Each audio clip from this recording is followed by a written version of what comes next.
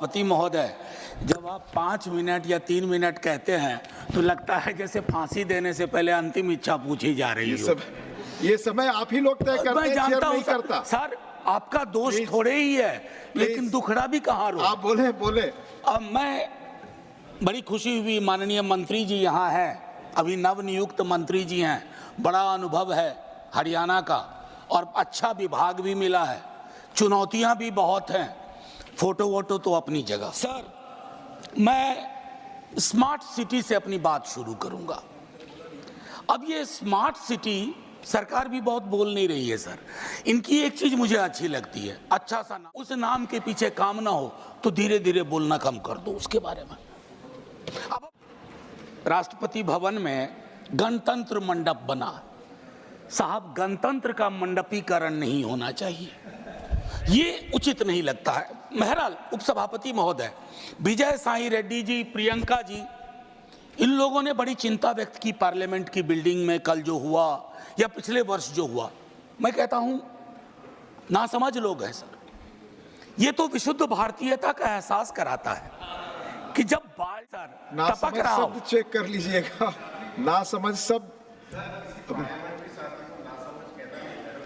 अच्छा, मैं वापस लेता हूं ना, एकदम भूपेंद्र भाई, इसलिए आपको यहां रहना चाहिए कि मेरे साथियों ने शायद इसकी मर्म को नहीं समझा कि छठी लगी हुई है, पूरा हिंदुस्तानी फिल्मों का सीन है। मैं इसलिए उसके लिए शिकायत ही नहीं करूंगा, बस शिकायत नहीं करूंगा। सर, मेरी दूसरी चिंता है कि स्वच्छ भारत अभियान में गांधी जी के चश्मे को हम टांग देते हैं।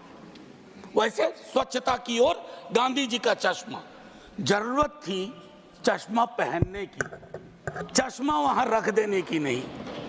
गांधी का चश्मा नहीं पहन सकते क्योंकि दो परस्पर विरोधाभासी चीजें, गांधी और दूसरा मैं नाम नहीं लूंगा, एक साथ नहीं चल सकती क्योंकि मुझको नाम लेना भी बुरा लग रहा है। सर, तीसरी मैं मंत्री जी को कहूंगा, स्ट्रीट वेंडर्स शहरों की, उनके साथ न्याय कीजिए।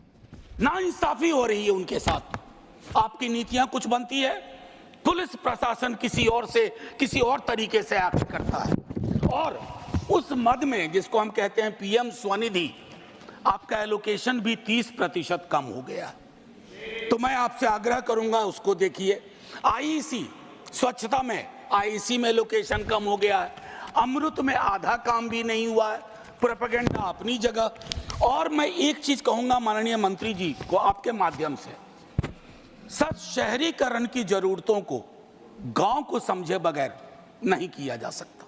तक ग्रामीण पलायन, ग्रामीण अर्थव्यवस्था, उस पर आपकी नजर नहीं होगी, आपकी पकड़ नहीं होगी, तब तक शहरों में लोग आएंगे, आप एकोमोडेट करने में फेल करेंगे, आपके बदले कल को हम हों तब भी वो दिक्कतें होंगी। मैं एक चीज और भी उसमें कहूंगा, संपत्ति का असंतुलन भी शहरों में बहुत दिखता है सर। एक चीज और कहूंगा, हमारे शहर जब बनते हैं, कोई बिल्डिंग बनती है तो आपको श्रमिक लगातार चाहिए, मजदूर लगातार चाहिए, और वो मजदूर जब आपको बिल्डिंग बना के देता है उसके बाद वो मजदूर आपको भारी लगने लगता है। वो जहां रहते हैं उसको आप स्लम कहते हैं और उस स्लम को अपनी नजरों से दूर करना चाहते हैं। स्लम हमारी नीतियां पैदा करती है। स्लम में रहने वाले हमारी आपकी तरह के लोग हैं, उनके बारे में दृष्टिकोण साफ होना चाहिए।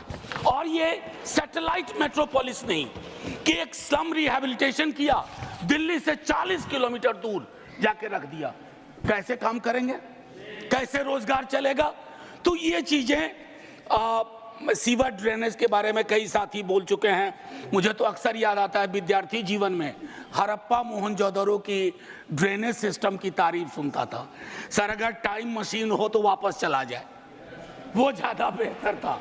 मैं और एक आखिरी चीज करूंगा सर, आजादी के बाद अपने देश में multi caste, multi community housing society बननी शुरू हुई थी सर। आज वो सारी चीज, आखिरी 30 सेकंड सर, आज वो सारी चीजें खत्म हो गई।